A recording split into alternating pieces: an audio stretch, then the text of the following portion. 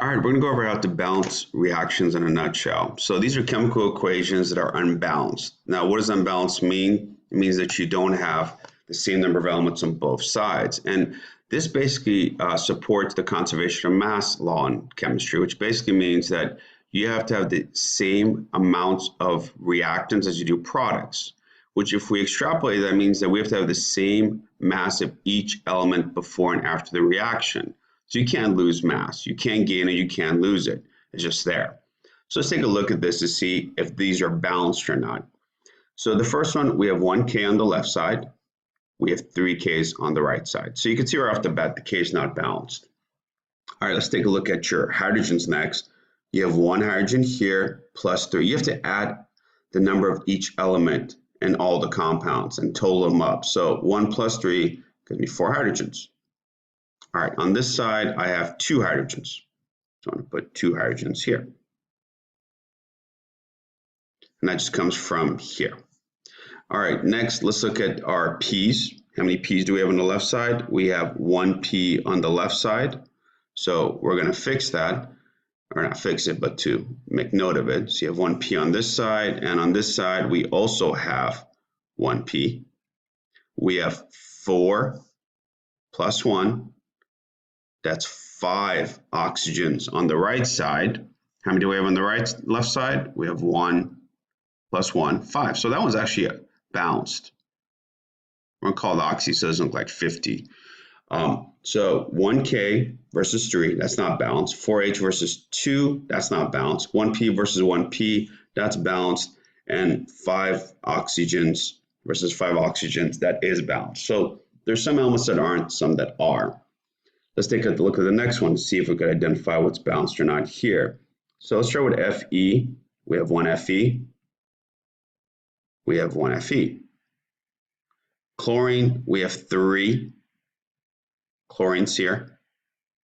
And on the right side, we just have 1. No subscripts, you assume it's a 1.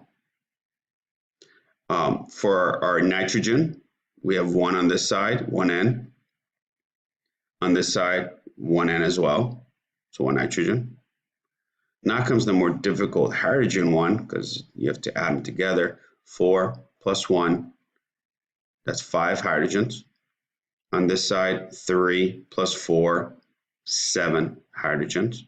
And finally, our O's. 1 O, so 1 oxygen. Let's make our H looks a little cleaner. And then you have 3. So it distributes. For the oxygen, just like the hydrogen distributes. So in case you didn't notice that earlier, you had 4 H's. And if you distributed 3 to both the O and the H, that means we have 3 H's here. So the 3 plus 4 is what it gave us, our 7 hydrogens. Same way, our oxygens, 3 times 1, so 3 oxygens. Oxygen. All right, so that's how you identify what's balanced or not. You just distribute when there's a parentheses, and then the subscripts becomes the number of that element. So let's go into how do you balance equations. So there's 4 steps. The first thing I want to do is count the number of atoms on both sides.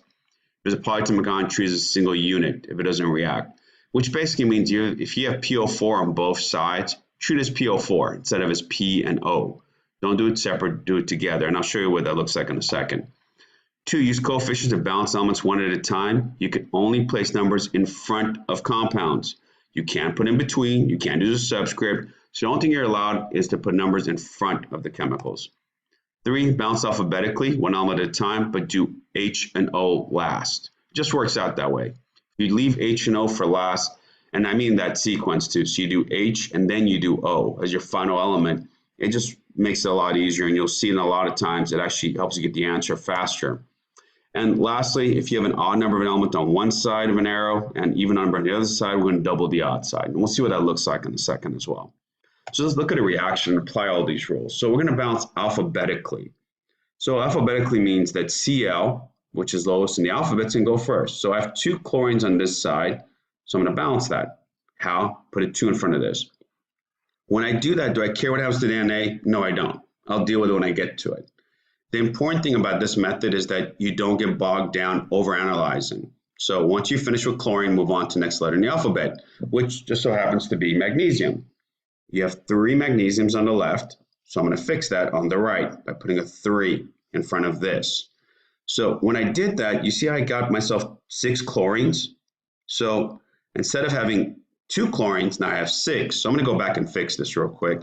So instead of 2, I'm going to put a 6 in front of this. All right, next comes Na.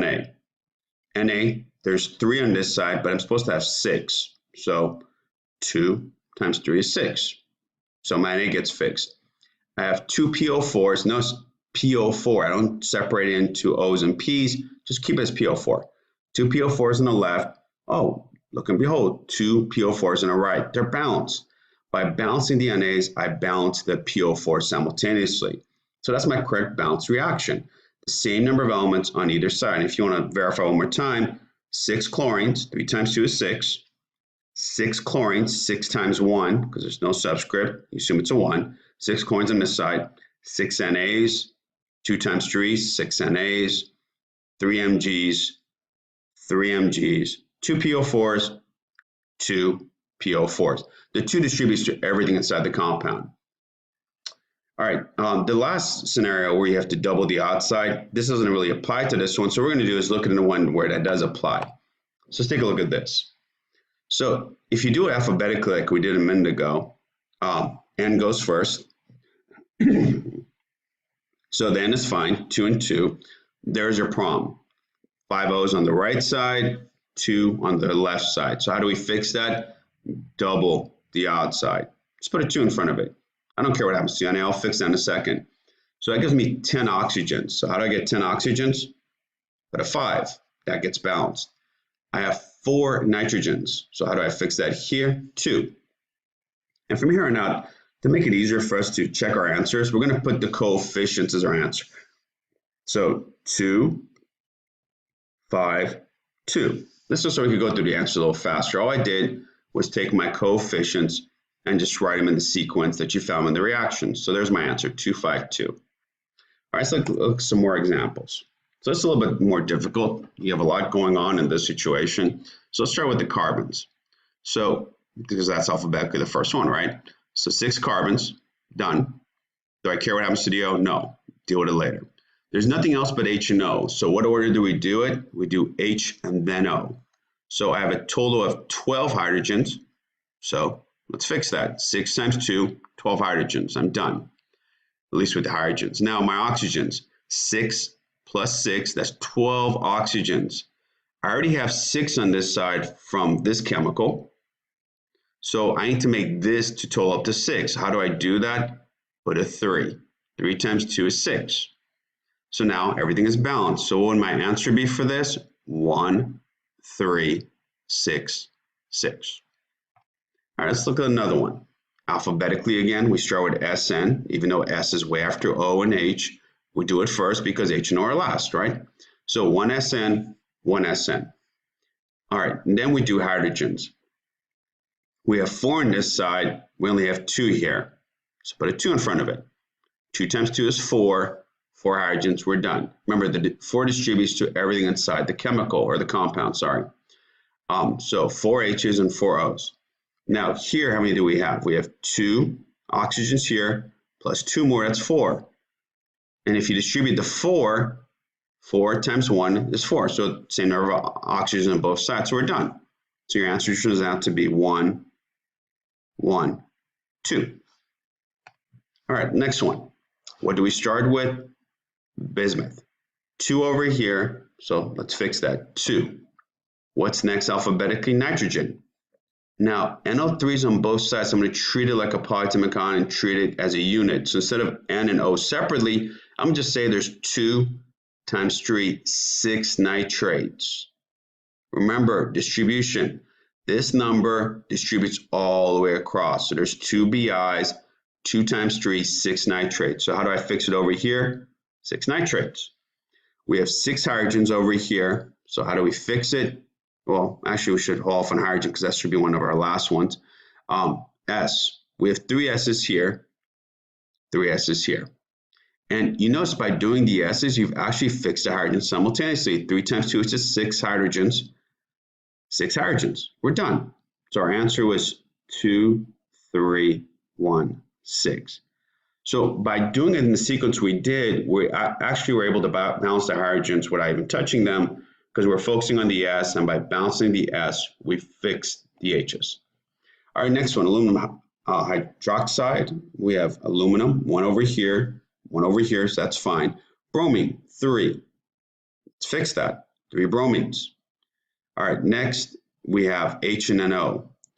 We have 3 H's here, plus 3 more. That's 6 H's. So how do we get 6 over here? Put a 3 in front of this. 3 times 2 is 6. So our H's are balanced, now our O's. How many O's do we have? 3 times 1, 3 O's. Here, 3 times 1, 3 O's. We're balanced. So our answer was 1, 3, 1, 3. All right, if you want more help with balancing, all you have to do is look at the other video on balancing reactions, which goes in a lot more detail than this. And then you will hopefully by the end of that have a better grasp of balancing.